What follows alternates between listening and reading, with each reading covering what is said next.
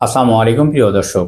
আগামী জাতীয় সংসদ নির্বাচনকে সামনে রেখে জামাত ইসলামের রাজনৈতিক সব হিসাব নিকাশ এখন অনেক বেশি শক্তিশালী এবং দীর্ঘমেয়াদী। আঞ্চলিক কূটনৈতিক মহলে, বিশেষ করে প্রতিবেশী রাষ্ট্র দেশের গোয়েন্দা রিপোর্টে একটি বিষয় পরিষ্কার সামনে আসছে বা উঠে আসছে। আসন্ন জাতীয় সংসদ নির্বাচনে জামাত ইসলাম দলটি ক্ষমতার খুব কাছাকাছি পৌঁছে গেছে। আর এই কারণের মূল লড়াইটা এখানে এখন শুধু গ্রাম কিংবা জেলা পর্যায়ের মধ্যে সীমাবদ্ধ নেই। নজর এখন একেবারেই রাজধানী ঢাকার দিকে।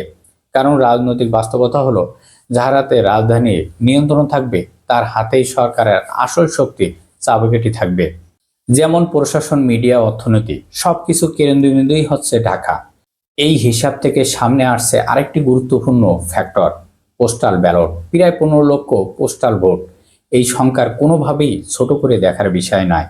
এই ভোট ব্যাংককে নিজেদের দিকে টানতে পারলেই ক্ষমতার ভারসাম্য অনেকটাই বদলে যেতে পারে। আর এই ভোটের বড় একটি অংশ যদি জামাত ইসলামের অনুকূলে যায়, সেটি এখন ডক্টর শফিকুর রহমান সাহেবের কৌশলগত একটি লক্ষ্য। আর এই লক্ষ্য বাস্তবায়নের যে শুধু রাজনৈতিক বক্তব্যই যথেষ্ট নয়, সেটা তিনি ভালোভাবেই জানেন।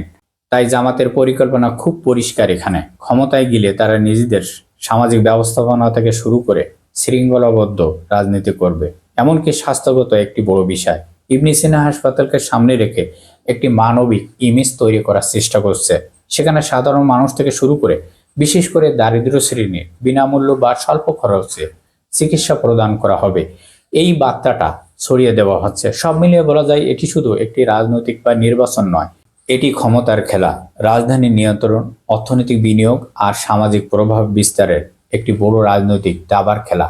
এখন দেখার বিষয় এই কৌশলে কতটা কার্যকর হয় আর ভোটের বাক্স কোন দিকে এগিয়ে যায়, এটি এখন দেখার অপেক্ষায়। সবাই ভালো থাকবেন। আল্লাহ হাফেজ।